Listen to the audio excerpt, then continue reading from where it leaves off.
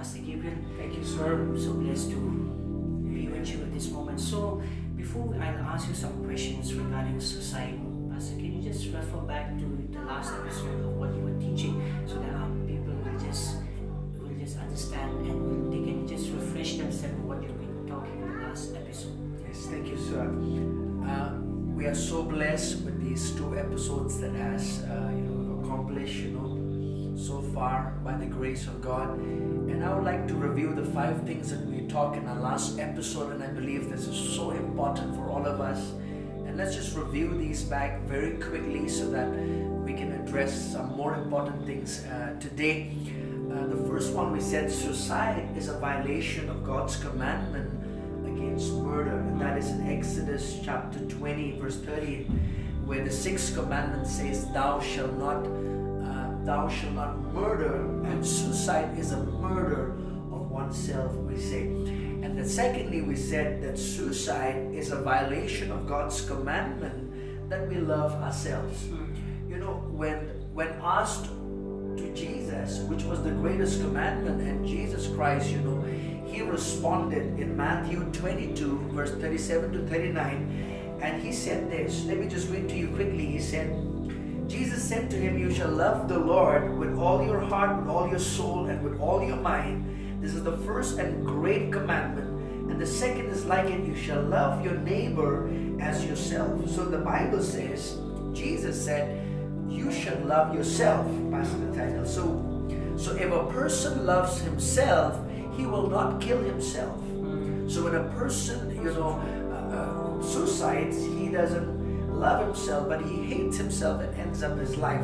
Thirdly, we said suicide is a violation of God's commandment that we honor our bodies as His temple. This is so vital. In 1 Corinthians chapter 6 verse 19 to 20, Jesus said, don't you know that your body is the temple of the Holy Spirit of God, which is not your own, but it is of God. That means your body is not your property, but it is God's property. And so when we destroy God's property, it's like violating the commandment of not honoring this temple, which is the temple of the living God, which is our bodies. So the Bible says we got to honor. We are like stewards. God has given us a mandate we are stewards to our own bodies, and we can glorify God not just with our spirits, but also with our bodies. That's the third one. And fourthly, we said suicide is contrary to the plan that our life will be a blessing to others. We said that the Bible says, loving others, and when you love others, according to the law, the Bible says, love does no harm to a neighbor, the Bible says.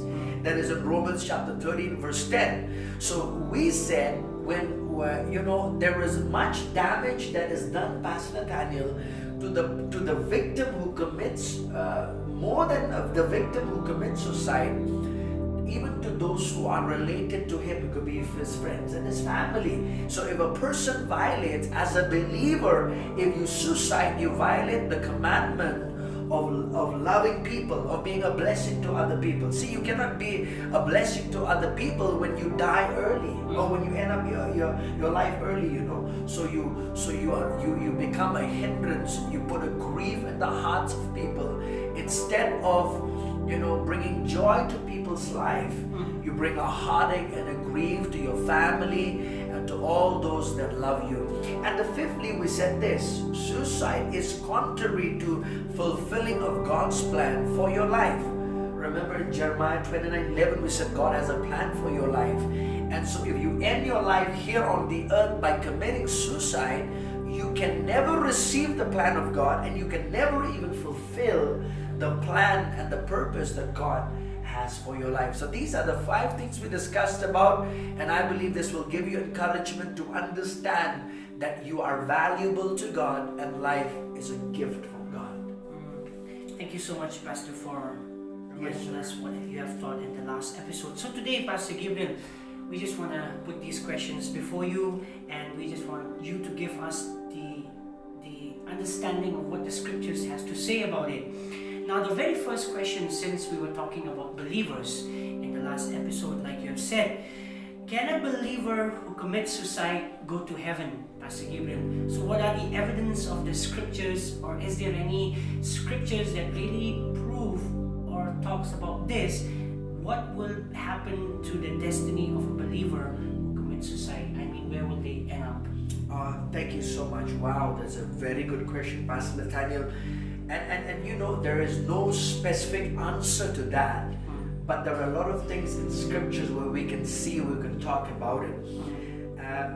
Before I answer you in a simple answer of yes or and no, let me tell you this. The Bible says in 1 Thessalonians 5:23 that man is a spirit being. He has a soul and he lives in a physical body. So according to the Bible, 2 Corinthians 5:17 says, if any man be in Christ, he is a new creation. All things are passed away. Behold, all things have become new.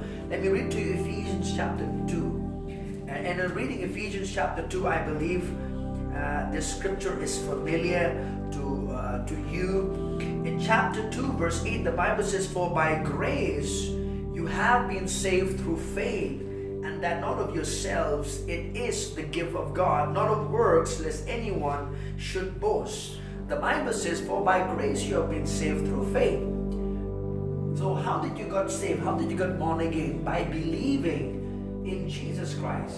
Believing, the moment you confess Jesus, Romans chapter 10, verse 9 and 10 says, if you confess Jesus as your Lord and Savior, you believe Him in your heart, the Bible says, you shall be saved. For with the heart man believeth unto righteousness, and with the mouth make it a confession unto salvation, the Bible says. So we're talking about the person who gets born again, his spirit is born again. Now the part of him that is not being redeemed is his body, isn't it?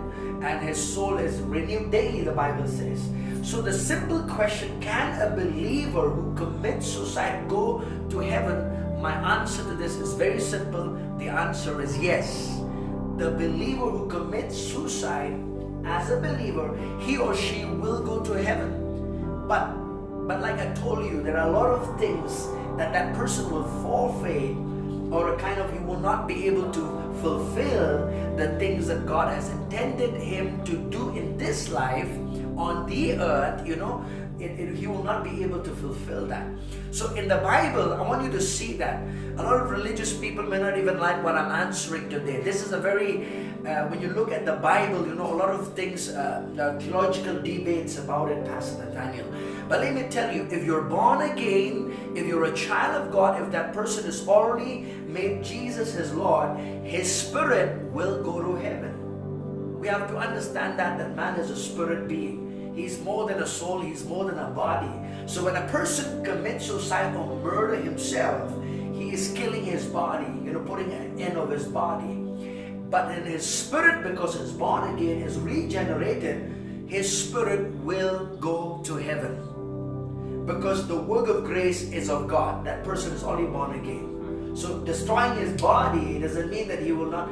Now I'm not saying this. A lot of people may take this answer and say, okay, now we have a stamp of approval that we can do whatever we want with our bodies. I'm not saying that. Let me tell you this. You got to honor God with your bodies. We've been talking about it, isn't it? That your body is a temple of God. But there are incidences of people as believers who have committed suicide.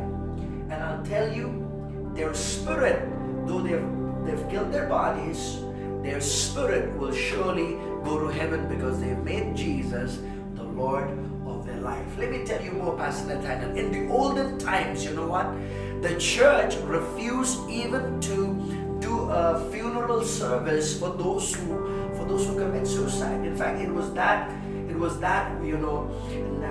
it was taken like a damnation, thinking that if a person commits suicide as a believer, she will surely go to hell. But let me tell you that kind of a concept was there in the olden times, and a lot of those concepts that people have realized that as a believer, people might commit suicide because there could be an attack in his mindset, and there could be an attack of depression in his mind. There could be an attack in his mind, in his body. A lot of things can go wrong in his mind where he comes to a decision to do that. Though he doesn't have the right to do it, but he does it because we live in the world, and the devil is the god of this world who tempts believers, you know.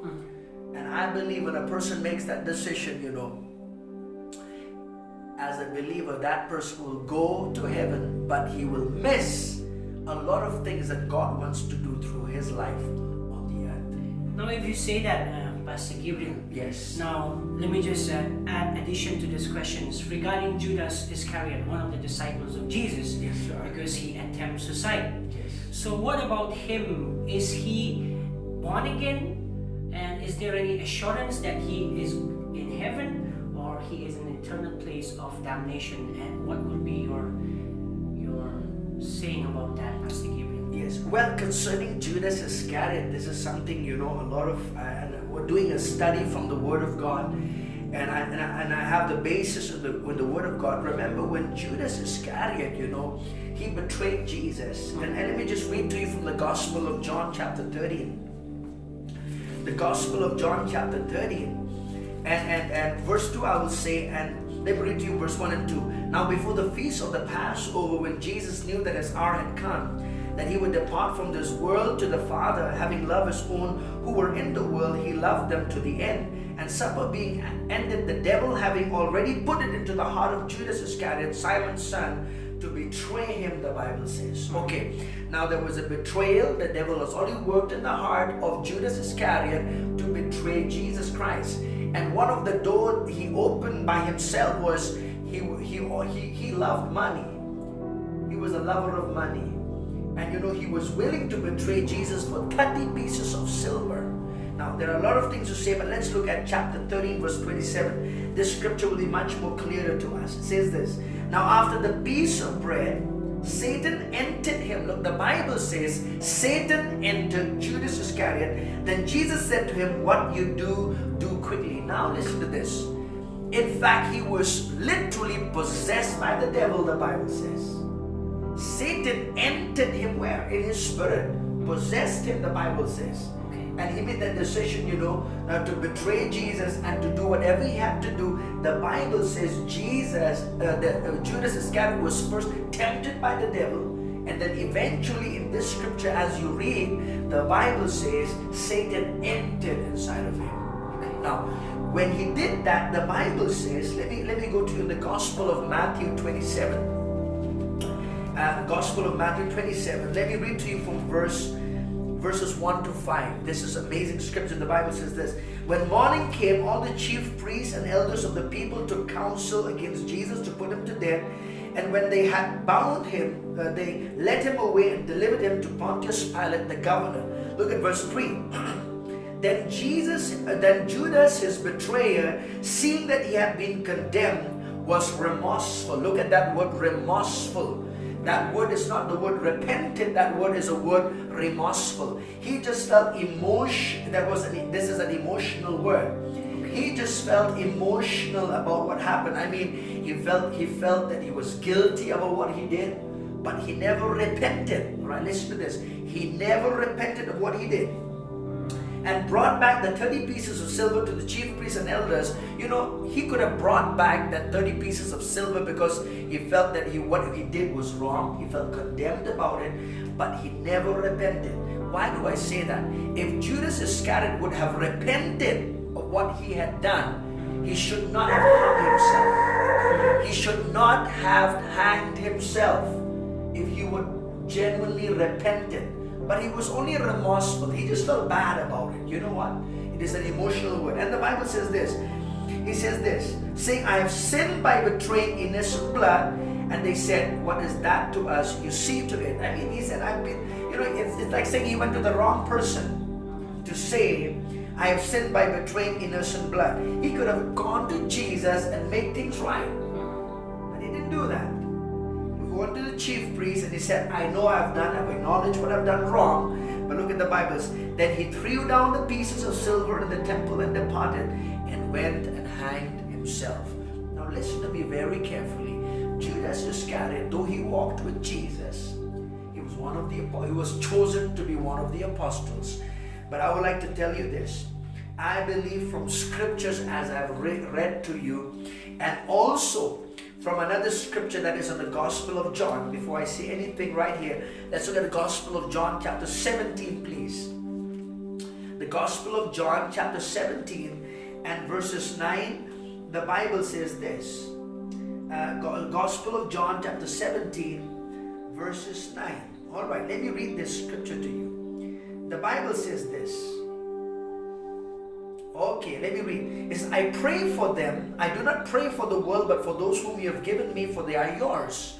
Then verses 10 says, and all mine are yours, and yours are mine, and I am glorified in them. Now I am no longer in the world, but these are in the world, and I come to you, Holy Father. Keep through your name those whom you have given me, that they may be one as we are. While I was with them in the world, I kept them in your name. Those whom you gave me, I have kept. None of them is lost except the son of perdition, that the scripture might be fulfilled. And the son of perdition here is, I believe, is talking about Judas Iscariot, because Jesus was praying about those who were with him in the world, and then in that moment of time, and I believe it was Judas Iscariot. So with this scripture I could say this: Judas Iscariot was never born again. Judas Iscariot never made Jesus the Lord of his life. In fact, if you read the scriptures, you would find he has never called Jesus Lord. He's always called Jesus as a teacher, as a rabbi. He saw Jesus as a teacher, as a rabbi, but not as Lord of his life. And this, I can say this, that he is in hell right now because he is not born again. Is not born again, Pastor Nathaniel. How do we know that? It's very simple. Because the born again experience of every person was made available to them when Jesus resurrected from the dead. And we saw that even before that, Judas Iscariot never repented in a right way. Judas Iscariot never repented, and Judas Iscariot hanged himself. So he never made himself right even when he was alive with Jesus. Jesus was yet there with him. And so I believe with all my heart that Judas Iscariot is in hell. He is not in heaven. Why? Because he was not born again. He is not born again, Pastor Nathaniel. In John chapter 20, if you read this incident in the Bible, when Jesus resurrected from the dead, Pastor Nathaniel, the Bible says when Jesus resurrected from the dead, and he resurrected, went to heaven as the Lord High Priest, and sprinkled the blood upon the mercy seat in heaven, came down, and the Bible says he breathed into his disciples and said, receive you the Holy Spirit, in John 20 verse 22, and he said, receive the Holy Spirit. That was speaking about the new birth, and not even, Judas Iscariot was not even here at that moment. Yeah, he was already dead by then. He only committed suicide. So I would like to tell you this, that Judas Iscariot was not born again, and that's why he is in hell today. Yes, sir. I am so mesmerized, Pastor Gabriel, with the revelation that you have brought tonight, and with the evidence of scriptures that prove that Judas was not born again. Yes, sir. And since we are talking about this, because we want believers' eyes to be open about this truth, that the only thing that can change your identity and make you a citizen of heaven is being born again. Correct, sir. Which means there is no sin that God cannot forgive. Correct. Except rejecting Jesus. Yes, sir. So now, Pastor Gabriel, I want to place the second questions before you, so that you can give us a clear picture of what the scriptures has to say. Now, if a believer commits suicide, does it mean he willfully reject Jesus in his life? That's a good question. You know, a lot of people have spoken and said to me, Pastor Nathaniel, about this, that a person, you know, he's born again, he's a child of God, but while committing suicide, does he willfully reject Jesus? Well, we do not know that. We cannot give a verdict to that, to any person's life for that matter. Okay. But we can surely say this: if that person is born again, that person will surely go to heaven. Now, a lot of people also say this: yes, committing suicide It's a murder of oneself, and it falls under, it's a sin. It's a violation of God's commandment. But let me tell you this. Suicide is still a pardonable sin. See, the blood of Jesus has forgiven your past sin, your present, and your future as well, isn't it? The blood of Jesus has done all of that for all of us. Once and for all, the Bible says. Now, let me read to you a scripture in the Bible.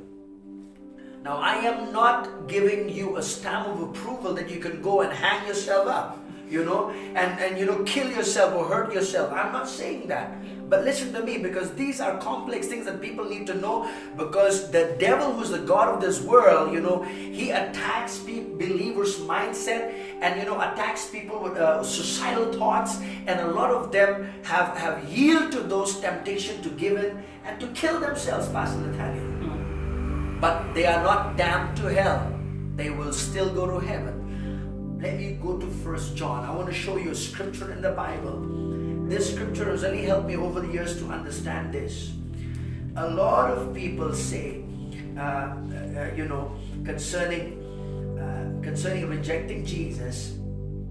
Now, remember, according to the scripture, the only sin that an unbeliever, now listen to me, an unbeliever will go to hell for is a sin of willfully rejecting Jesus. Now, even for a believer who has received Jesus, is there a possibility for him maybe to willfully reject Jesus? Can he have that choice? Yes, he can. But for suicide now, let's go to suicide, because we're talking about this. Suicide is a pardonable sin. God will still forgive a person who commits suicide. And I'll show you that from scripture in 1 John chapter 5. Now, you got to listen to me. In this particular scripture in the Bible, in verse 16, listen to this very carefully. If anyone sees his brother sinning a sin which does not lead to death, he will ask and he will give him life for those who commit sin not leading to death. There is sin leading to death. I do not say that he should pray about that. The Bible says there is a sin that leads to death. There is sin that does not lead to death. Every sin is unrighteousness. Look at verse 17. It says all unrighteousness is sin, and there is sin not leading to death. Now, the only sin, even for a believer, Pastor Nathaniel, for a believer, the only sin for a believer now, if he willfully rejects Jesus in his life as his Lord and Savior, then he will surely miss heaven. But now we are saying, can there be a possibility? Can we say that a person who commits suicide has willfully rejected Jesus? The answer, I would say, you cannot answer that. You cannot say, because he's committed suicide because he has rejected Jesus. Well, that is just maybe an opinion you might give. But what I'm saying is this: if the person is already born again, is a believer, he will go to heaven. So there's no more doubt about it. You have to understand that sin, committing suicide is still a pardonable sin. God will still forgive you. God is merciful. God is merciful. God is merciful. And Pastor Nathaniel, this has been in my heart for quite some time, because a lot of people, have thought about, where would my loved one be? They're born again, they're a child of God, but they've committed suicide. Will I ever see them again? I'll tell you, you will still see them again. You will still, because they're born again. If they are born again. And we're talking about, they're born again. And if your loved one is born again, they've made Jesus the Lord of their life, you will surely meet them even on the other side. Why? Because they've made Jesus the Lord of their lives. Thank you, Pastor Gabriel. Now, to all the viewers, you have heard how he explained very beautifully the revelations of God's Word. Now, since we are saved by grace according to Ephesians, but grace is not a license to sin. Correct. So we are not giving you the opportunities that you can do whatever you want, like Pastor Gabriel said, because we are accountable to God. Because for us, grace is free, but for God, He had to lose, or it cost Him, and it cost His only Son, Jesus Christ. So thank you so much, Pastor Gabriel. Before we wind up, not taking much of your time, Pastor Gabriel, this is my third question, and I believe this is the last question questions after we conclude our third episode. Now, can I ask you these questions? Yes, I hope you will explain it and beautifully define us what you have to say about it with the evidence of scriptures. Are demons involved behind societal thoughts? If it's for believers or also for the unbelievers? What do you say? Yes, I believe with all my heart that demons are involved, because why the Bible says in John chapter 10 verse 10, for the thief does not come just to steal, Yeah. but to kill and to destroy. So I'm surely that the activity of the demon spirit is there to work in the minds of believers, that they would have these thoughts of hurting themselves and killing themselves. Surely demons are involved, sir. Yeah. So in what way a believer should be so careful not to give the devil to obsess or to oppress or to control them in their mind? Yes, sir. Like means, what are those ways where the devil can sneak in and take control over a believer's life? Oh, Pastor? well, that's a very good question. I'll tell you this. A believer, his spirit is born again, but his mind is still unrenewed. And the attack that the devil will always attack in the realm of your soul, which comprises of your mind, will, and emotions. And societal thoughts are attacked to your mind, to your mindset. And that's why as a believer, you have to renew your thinking to God's word. And secondly, according to Romans chapter 12, verse 1 and 2. Secondly, 2 Corinthians chapter 10, verse 4 and 5. If there are any thoughts that the enemy brings that is contrary to God's word, you bring down every thought into captivity and obedience to Christ the Anointed One. So what you need to do, you got to resist the devil and speak to him. In the name of Jesus, you got to resist the devil and those demon spirit, against those thoughts of killing yourself or hurting yourself. Yes, sir. So that is something that a believer has to do. That's not something that anybody can do, because your mind is the control center of your life. In fact, your spirit should be the control center of your life as a believer, but you should understand that the mind is between the spirit, the soul, and the body. The mind is in between, and in fact, the soul is the expression of your spirit. So the enemy, if he attacks your mind, where your decision making is, a lot of time we could say that your mind is the control center of your life. That's why you have to guard your mind. You have to guard your mind by meditating on the Word of God, renewing your mind by the Word of God, and allowing the Word of God to build a stronghold in your mindset. I would say that. The enemy can build a stronghold in your mindset as much as the Word of God, God Himself through His Word, can build a mindset, a stronghold, a fortress within your mind, where that mindset is protected from any negative thoughts or suicidal thoughts. Beautiful. Yes, sir. Thank you so much, Pastor Gabriel, and to all the viewers who are watching us at this moment.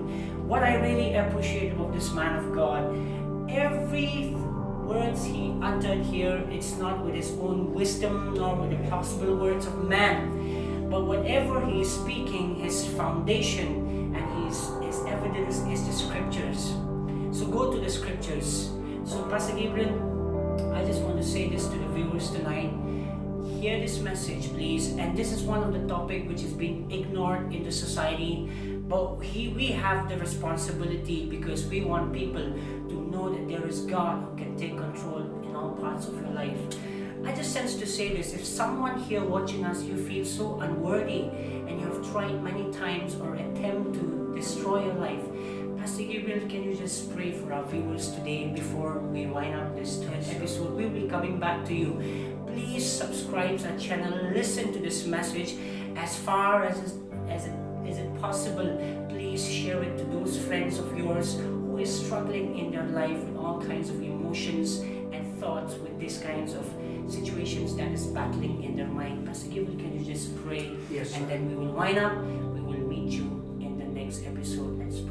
Sir. Heavenly Father, in the name of Jesus, I pray for all our viewers today, Father God. We just thank you, Lord, that you would, Father, manifest yourself with your love in their lives, oh God. There are people who are struggling with thoughts of suicide, Lord God. And I pray, Father, in the name of Jesus, that you will meet them where they are, Lord God. In the mighty name of Jesus, we come against every spirit of death that is working in the minds of people in the name of Jesus. And Father, we just release your power, Lord, upon their life right now in the mighty name of Jesus. Lord, I just thank you that even if there is a sister who will be watching this, and I'll tell you that you've attempted suicide many times, but the Lord today has manifested His love in your life, showing you how precious you are to Him, showing that His love is much more greater than the problem and situation that you're facing right now. And suicide is not the solution for your problem. It's just a temporal problem. But I want to tell you this: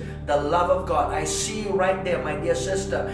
Do not harm yourself. Do not kill yourself. Your life is too precious, and God needs you at this hour right now on the earth for the purpose of His kingdom and for His glory. Sister, I break every chains of the enemy, and I come against every suicidal thoughts in the name of Jesus. I break every chain, every thought that the enemy brings against your life in the mighty name of Jesus. And Father, we just thank you for working in the lives of all the listeners today. In Jesus' mighty name, amen. God bless you all. If any one of you have any personal questions that you want to write to us or to Pastor Gabriel, we will be giving our numbers on the screen. You can call us anytime. We can help you. God bless you. Until we meet again on the 4th episode of this topic, suicide. In Jesus' name.